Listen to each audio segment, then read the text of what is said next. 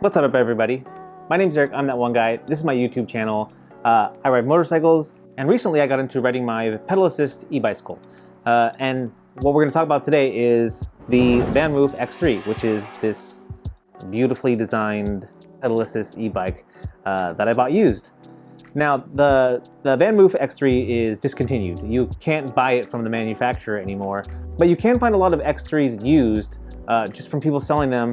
And a lot of the times you can buy them at a cheap price because there's just these little tweaks or little problems that they have that are pretty easily fixable. I know it says that you should take it into the dealer, but because VanMoof is no longer in business, it's difficult to find a dealer who is going to be able to service your bicycle, especially at a rate or a price that's reasonable. Usually what happens with discontinued bicycles, motorcycles, anything like that. Now the first things first, when you look at the VanMoof X3, it's a nice looking bicycle. It's unique. It has this X frame that gives it the name X3, but it's unique. It looks like kind of like a cruiser fused with like a hybrid bicycle, but because there's not this giant battery pack on it, it kind of just looks like a bicycle, except for the fact that you can go really fast, really easily. So we're just going to go through and talk about the VanMoof today. Again, this is the bike that you can only buy used now, so you might be looking at one of these and considering it because it's usually being sold at a pretty good price used. So we're just going to do a little review of the VanMoof X3 and find out if it's something that you should consider. So right off the bat, we'll talk about the weight of the bike.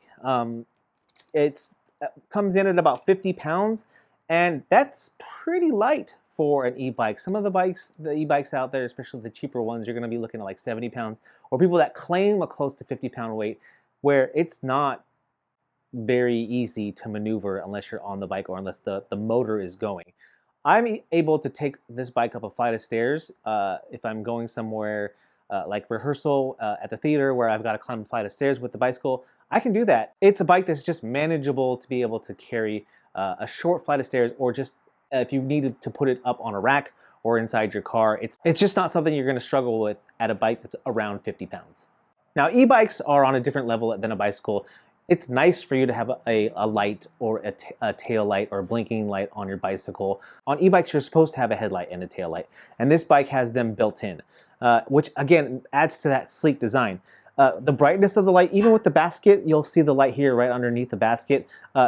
If you have something in the basket that's overhanging, you can see it shadowed on the road, but it provides pretty good visibility at night. I ride this bike a lot at night, actually. When I go to rehearsals, I'll ride my bicycle to rehearsal, and the taillight is decent. I actually have a UNIT1 torch backpack and a UNIT1 ferro helmet, which light me up way more than these do, and I've added these little lights to the valve caps that add for even more visibility. I just think the more visibility, the better at night when you're riding. For the bike itself, the standard lights that it come with, they're going to light you up and they're going to make you visible, but I would always recommend doing more.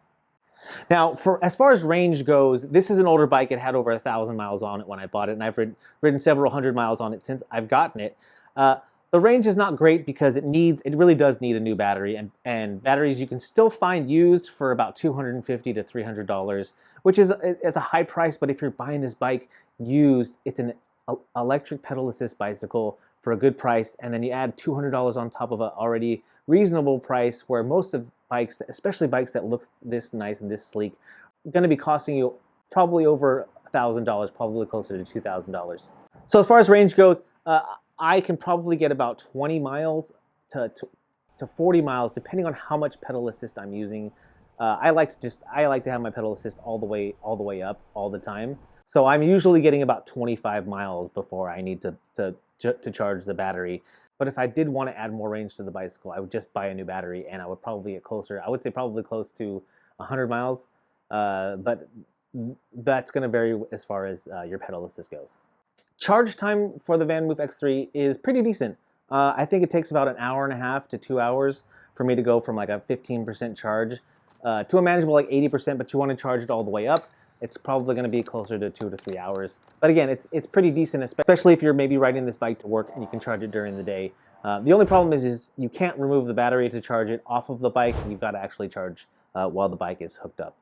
Now, as far as ride quality and the quietness of the ride, the bike doesn't make a whole lot of noise, especially when you're riding and you've got the wind noise in your ears or maybe some headphones in. You're just not going to hear the bike. It's actually relatively quiet. But it does have a few bell options. One that sounds just like a regular bell. And it also has a few other options that you can choose from.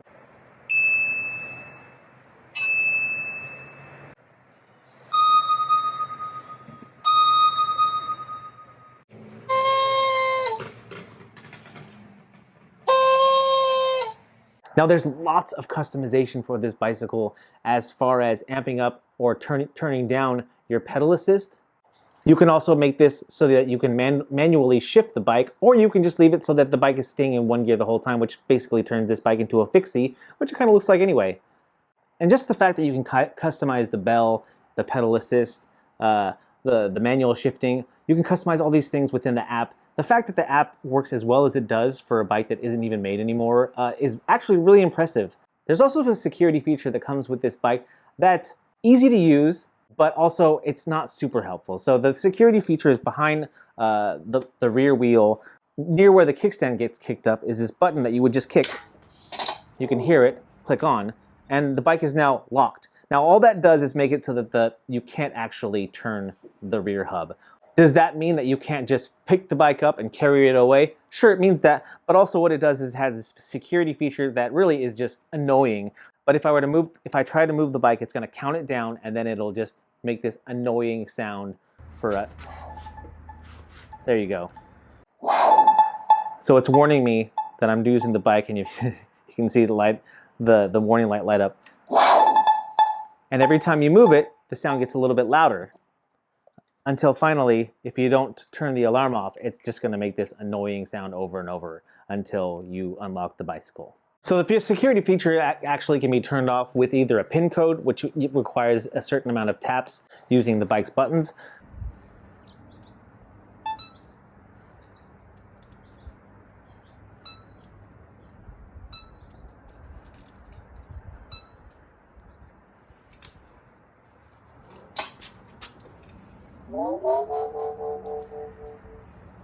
Or if your phone's close enough by and it knows that you are near the bicycle, it will just disengage. The bike also has a Find Me feature that you can use with your Apple device, or I'm sure that Google has a similar Find My feature. But you can actually add it to your Find My devices on your Apple device, and it will track where your bicycle is, which is really better than this little hub lock because you can actually locate the bike if it was taken.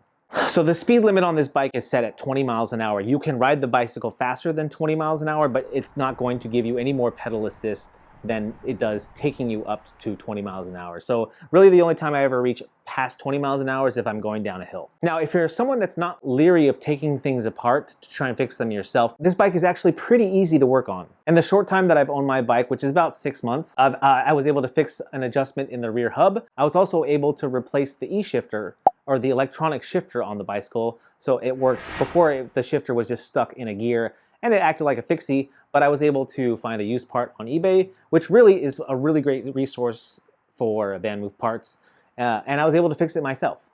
Now, where I live, bikes get stolen all the time. I bet if you live anywhere in the United States, you're in a place where your bike's gonna get stolen if you leave it unlocked.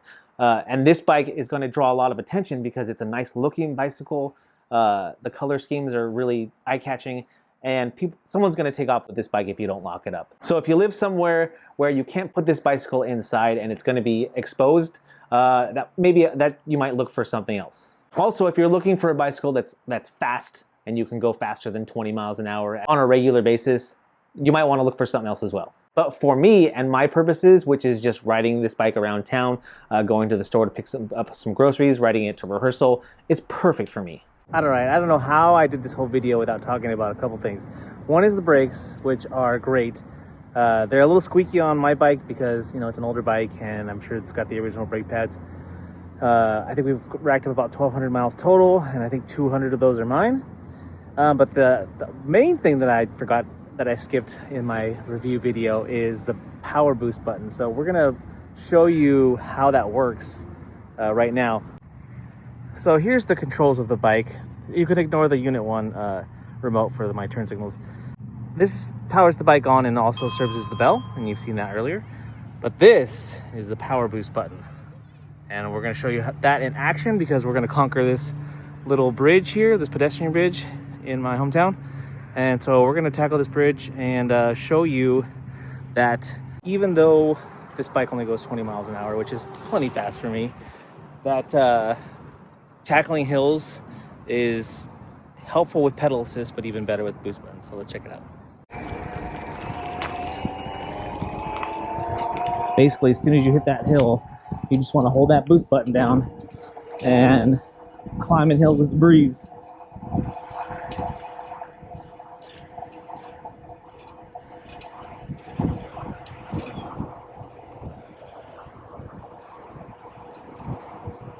And once I get to the apex of the hill, we lay off the trigger and we just coast down.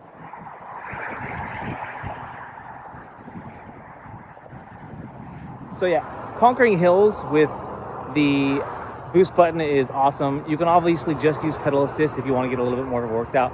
But as you can tell, I'm I'm not in great shape and I'm still not breathing hard because that was a cinch. But yeah, boost button, one of the best things about the VanMoof X3.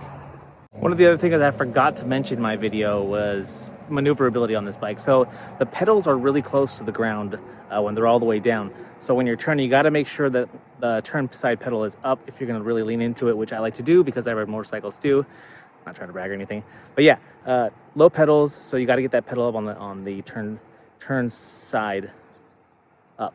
So yeah, one of the things you just forget about when you're writing reviews about bicycles and things that are active is just about riding the bike itself. So I told you all about the bike, but let me tell you about riding it. The seat is very comfortable. Has this little tear, but this bike is discontinued, so buying a new seat is really expensive. We already talked about turning, but other than that, the ride is super comfortable. I don't just use the boost button for when I'm going up hills. I use it if I'm in a hurry to get somewhere because it takes you straight to the max speed, just about as fast as you can go, with very little effort. So yeah, if I'm in a hurry to get somewhere, that boost button eats up battery, but also is super effective at getting me to where I need to go really quickly. Probably my least favorite thing about this bike is going from start, because even though it does have 4 gears, electronic gears, starting from stop on this bicycle is still a bit of a pain. Usually I'm up off the seat to compensate for how hard you have to pedal.